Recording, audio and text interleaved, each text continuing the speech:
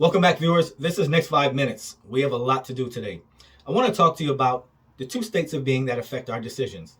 They are hurting and healing. I also have a powerful yet simple story to share with you. Before I'm done, you'll see that this is the right time to do this video.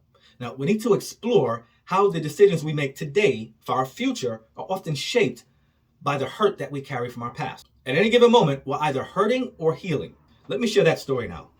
One day, this was just a few months ago, early one morning, a woman came up to me and asked for directions. I told her she wasn't far from a bus that she could use. I said to her, I'm going in that direction and I could walk with you. She accepted my offer and immediately she began to offload on me. She said her family told her that she shouldn't trust black people because black people are dangerous. Hearing this initially shocked me, it jolted me. But in keeping with this video, her remarks hurt me. I just wasn't prepared for the exchange. My offer of help was met with hurt. She went on to tell me how she didn't agree with her family and she thinks people are people and there are some good and some bad.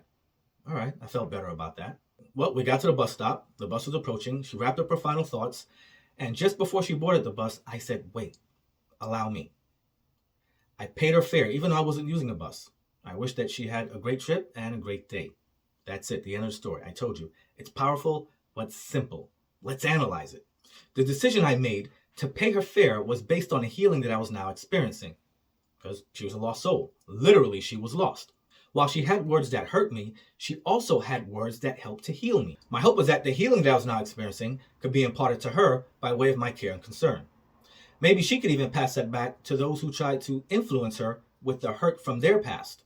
Maybe someone in her family would say, look at that. Some random black guy not only showed her the way, but he made a way for her. Now, let's next 5 minutes the story. Hurt is experienced through our feelings, but healing is experienced through our minds and our thinking. Based on the story, I'm sure that it's easy for us to see that our decisions can be shaped by not only our hurt, but the hurt of others. And while this wasn't the worst form of hurt, it still hurt nonetheless. So where is this hurt stored? It's stored in our history. We've heard the expression, hurt people, right? So what we get is a lot of people operating out of their hurt history, creating new hurt history. Now we should know this. The opposite of hurting is healing. And you cannot have healing without growth. So what's so special about growth? Well, we need growth because we will experience more hurt in our lives. And healing helps us to prepare for it and recover from it. Recall the making of Adam. After God forms him, he breathes life into him. Prior to this, Adam was dirt. That's his history. So we are no more our history than Adam is dirt. Some people mistakenly say, I've made mistakes in my life. This is incorrect. Your mistakes of your past are your history, and that is dead. If you are under the sound of my voice, you are alive. If you are breathing right now, this is your life, not your hurt history. You are not your history. You are not your mistakes. You are not even your feelings. You are your thoughts, and more importantly, you are your decisions. When Adam died, he went back to dirt, ashes to ashes, dust to dust. When we die, we go back to our history. Now, let's look at this example. Someone you know was always late. This is because they either decided to be late or they did not decide to do things that were conducive to them being on time. Now, someone may want to debate this. They might say, wait a minute, Abrams, the person is historically late, and so they are their history. No, listen to me. The person's history is the record or the narrative telling of the decisions that the person has made. It's not the source of who they are. So history, no matter how bad or difficult, is not the person. Now, let's talk about the false healing trap. Have you ever suspected that your love interest didn't love you? You thought something is not right, but I can't quite put my finger on it. How did you feel? Hurt, right? Okay, some people need proof of this, not me. I don't need to check a cell phone. I don't need to check your social media. I don't need to stalk you. I don't need to call a psychic to find out if you love me. There's no need for me to get closure or to validate my suspicions. I know how I feel. If I'm feeling hurt, I don't need someone to validate that. Now, if I am doing all of these things to check on my love interest, I don't trust them. But I also don't trust myself. I don't trust my own feelings. The only thing that I will get by taking these extreme measures is finding more hurt when I actually need healing. Now, this is not the same situation I told you about when I met that random woman in the street. This is my love interest, who should know me better. Moreover, I should not look for healing in the same person who hurt me. I told you, healing is in my mind, it's in my thinking, not the love interest, not my problem, and not my history. I'm making a decision right now to get healing. Healing. Don't edit this out. Leave it in. Now, if this is your love interest we're talking about, and this is your story, if you show me your decisions, I'll show you who you are. Let's look at another example. This is false healing. Let's say someone did something to slight you, and in response, you did something to slight them because it made you feel better. You know, we all did that, right? We've all been there. But this is not healing, even if you feel good about it, because you made a hurt-based decision and it created more hurt. One more example. So sometimes people will bait you. They will want to hurt you so that you will respond from that hurt-based place.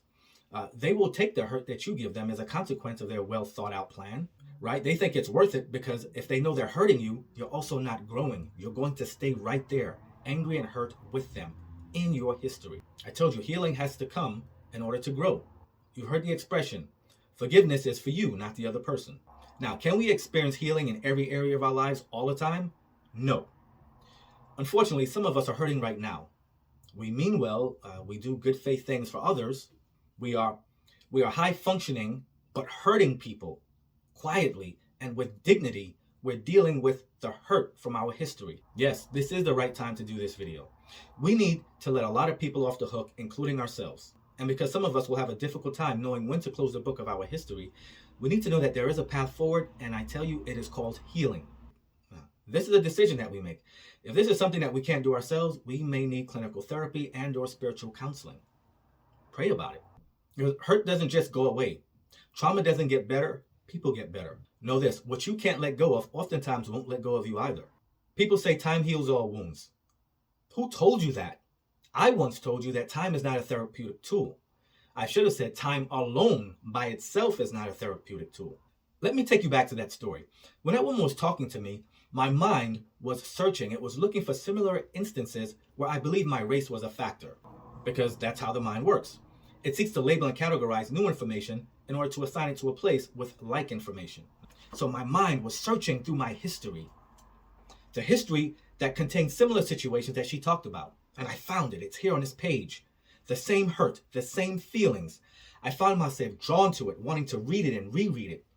I had to make a decision. Am I going to allow the hurt from my history consume the rest of my day? Nope, not today. Yeah, I didn't want to ignore the path to healing because I know I need growth. Well, what will you do with this moment to heal? Will you allow it to fade into your history, or will you begin healing for your future? Okay, that's it. We're going to wrap this session and the season. This is the season 2 finale.